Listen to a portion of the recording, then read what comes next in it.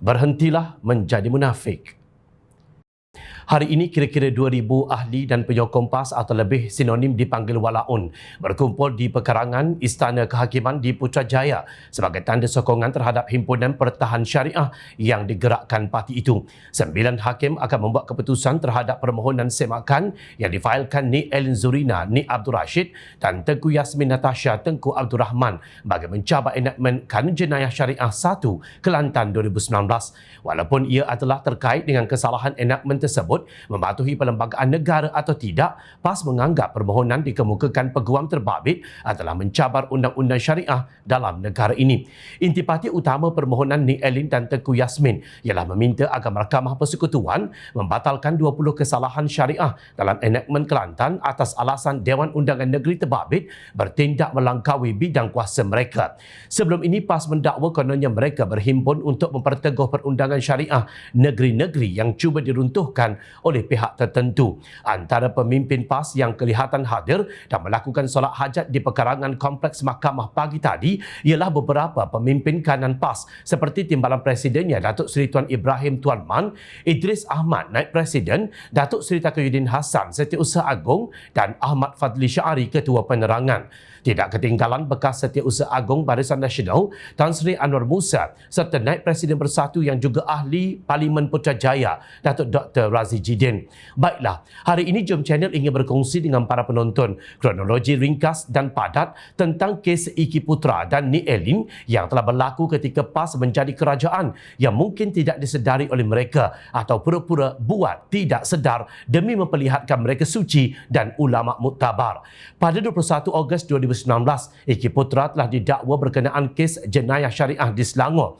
Manakala pada 29 Februari 2020, hasil tebuk atap Tan Sri Mahyadin Mak Yassin telah dilantik sebagai Perdana Menteri, manakala Taqiyuddin Hassan pula dilantik sebagai Menteri Undang-Undang.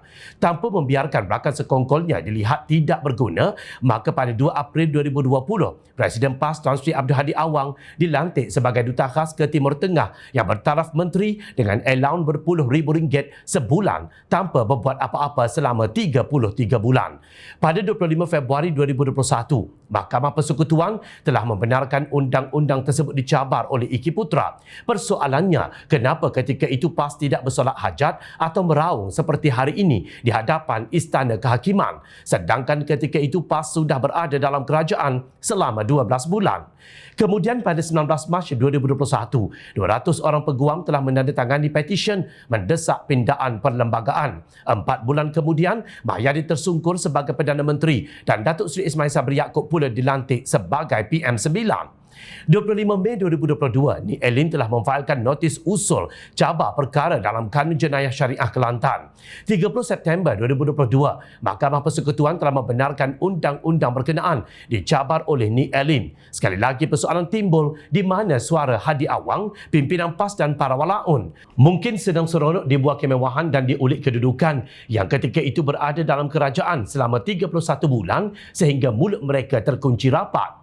Mungkin ketika ini, para walaun sedang seronok menyaksikan bagaimana rakusnya presiden mereka sedang menelan gaji buta daripada duit rakyat jelata.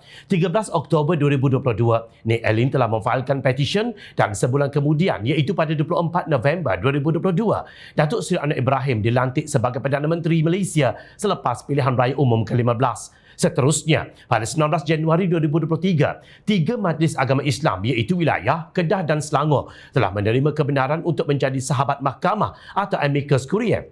Pada 17 Ogos 2023, keputusan Iki Putra di Mahkamah Persekutuan mengejutkan pada 24 Oktober 2023 apabila Presiden PAS Hadi Awang telah memberikan kata dua kepada Kerajaan Perpaduan di Parlimen. Kalau PH tidak bertindak, kami akan bertindak. Wow, hebatnya Hadi Awang. Pelik sungguh, ketika berkuasa dalam kerajaan selama 33 bulan, Hadi Awang buat apa tentang isu ini? Bertindak atau tidak? Bukan main lagi dia berkokok bila jadi pembangkang. 14 November 2023, lidah pembohong rasmi PAS Harakah Daily mula menerbitkan artikel menyerang Kerajaan Perpaduan Madani tentang isu ini, walaupun isu ini bermula ketika di zaman PN PAS. Ya, zaman di mana PAS ada di dalam kerajaan dan Setiausaha Agungnya Taqiyuddin Hassan sebagai Menteri Undang-Undang ketika itu. Itu fakta yang usah dinafikan. Jika kita sebagai rakyat Malaysia, khususnya para walaun, kononnya sedang melalak dan berteriak berusaha melindungi bidang kuasa syariah negeri, kenapa hanya sibuk menuding jari kepada orang lain? Kenapa tidak diperjelaskan hal yang sebenar kepada seluruh rakyat dan negara? Jika benar anda sedang berjuang untuk agama, kenapa semua itu disembunyikan? Tolonglah PAS, berhentilah menunggang agama dan tolonglah jangan berterusan menjadi munafik.